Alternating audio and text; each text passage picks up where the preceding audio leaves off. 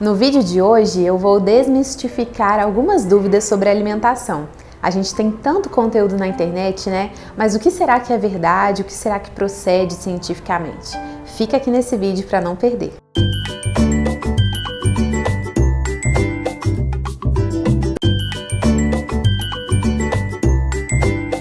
Olá, meus amores! Aqui é a Isa Polastri, eu sou nutricionista com foco em saúde da mulher e no vídeo de hoje a gente vai conversar sobre alguns mitos, né, que às vezes a gente tem dentro da nutrição. Se você gosta do conteúdo aqui do canal, já deixa o seu like, compartilha esse vídeo com quem pode gostar do assunto e também comenta aqui abaixo se você tem alguma outra dúvida ou contribuição a fazer. A gente vai começar por uma dúvida muito comum. Nutri, o que é melhor, comer um chocolate amargo ou um chocolate diet? Primeiramente, é bacana a gente entender que o chocolate ele é feito a partir da massa do cacau. Só que para que ele se torne palatável, né, gostoso para o consumidor, muitas vezes são adicionados alguns compostos como açúcar, gordura, leite, aromas e também alguns outros produtos para deixar a massa do cacau mais homogênea e gostosa. Quando a gente pensa num chocolate diet, ele pode até não ter ali a presença do açúcar, mas ele vai ter outros compostos como adoçantes, muitas vezes artificiais, ou mesmo um excesso de gordura para que ele fique mais palatável, né, mais gostoso. E por isso, o mais interessante seria o uso do chocolate amargo, por exemplo, 70% cacau, 85% cacau. Isso significa que somente a outra parte, os outros 30% no caso, ou os outros 15% no caso, seriam açúcar e gordura. Isso mostra para nós que o chocolate 70 ou 85 vai ter uma grande porcentagem de cacau e uma porcentagem reduzida de aditivos, enquanto que no diet ele pode até não ter açúcar, mas os aditivos são muitos. No caso de você ser diabética, né, você pode até utilizar o chocolate mais amargo que seja adoçado com açúcar de coco, porque ele tem um índice glicêmico baixo, ou mesmo algum chocolate que tenha o adoçante xilitol, eritritol, estévia, talmatina, que são adoçantes naturais. O chocolate, se consumido de maneira certa, pode até ser benéfico. Isso mesmo, ele é rico em polifenóis, compostos bioativos que são capazes de fazer proteção do coração, que são capazes de prevenir o envelhecimento da célula, porque funciona como um antioxidante. Uma outra dúvida que eu vou desmistificar agora é a seguinte: Nutri, eu posso pisar na jaca no fim de semana? Bom, se você pensar que vai começar a fazer refeições livres na sexta à noite e isso vai perdurar para sábado o dia inteiro e domingo o dia inteiro, pode ser que isso represente um grande percentual da sua semana, quase 30%, e isso vai impactar negativamente os seus resultados. É melhor você pensar em fazer refeições livres de maneira pontual, 3 ou 4 na semana, porque assim você consegue destinar um aniversário na quarta-feira, um happy hour na segunda, a vontade de doce que surgiu na sexta-feira, e assim você mantém as refeições do fim de semana o mais naturais possível e destina às vezes uma saída com os amigos no sábado à noite, um almoço de domingo, mas não emenda a sexta no domingo, né? Para não perder todos esses dias em refeições que sejam calóricas, gordurosas, açucaradas, com poucos alimentos de origem vegetal. E na segunda-feira você consegue então manter uma alimentação rotineira novamente. Outra dúvida muito comum é: qual a diferença entre os alimentos light e diet? Qual é o melhor? Bom, é importante pontuar que o alimento light, ele tem 25% menos de algum componente. Ou ele vai ter 25% menos gordura, ou ele vai ter 25% menos açúcar, e pode até fazer sentido quando você está no tratamento de alguma enfermidade.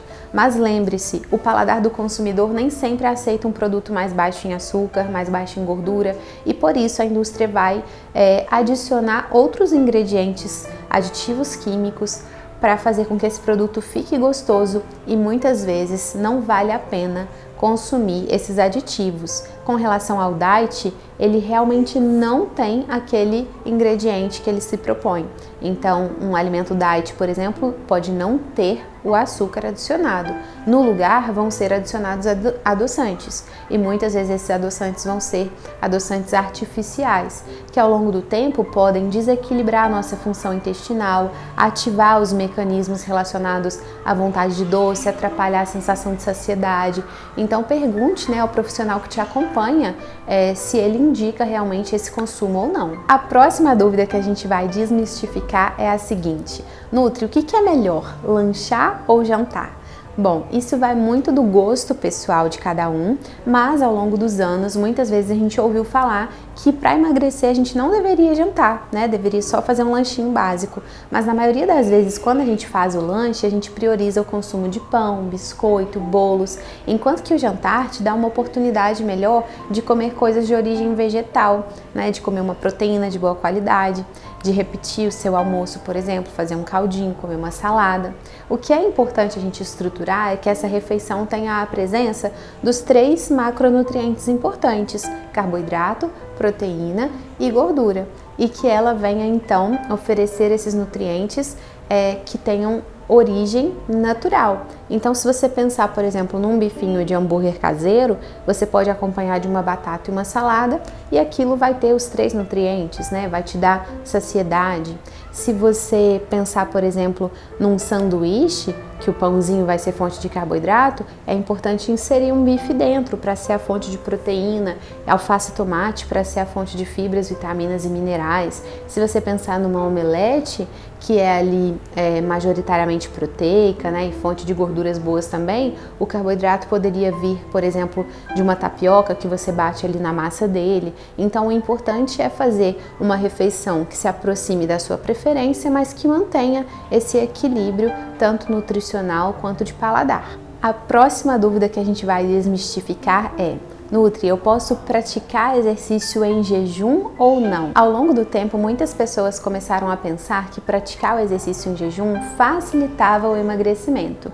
O que pode acontecer é que, ao fazer o exercício em jejum, essa pessoa vai estar depletando algum estoque proteico e, com isso, ela vai até proceder a um emagrecimento, mas vai ter a perda de massa muscular. Então, talvez seja interessante, sim, fazer uma refeição antes do treino que contenha alguma fonte de carboidrato de boa qualidade, uma banana, um pãozinho integral, algo que vai oferecer energia suficiente para essa pessoa ter bom rendimento, boa performance, não cansar no treino e também proceder ao emagrecimento de maneira correta, que é perdendo gordura corporal. Dependendo da estratégia que você está praticando e da forma como você se sente durante o exercício, né? Você pode até, inclusive, passar mal, sentir uma queda de pressão.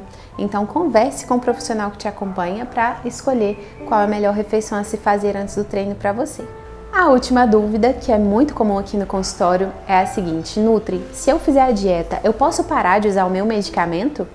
Muitas pessoas utilizam medicamento para controle de pressão arterial, para controle de glicemia, né, no caso de um pré-diabetes ou de um diabetes já instalado, ou mesmo para redução de colesterol, para questões relacionadas à tireoide. E como nutricionista, eu não posso retirar ou inserir medicamento, isso é uma conduta médica.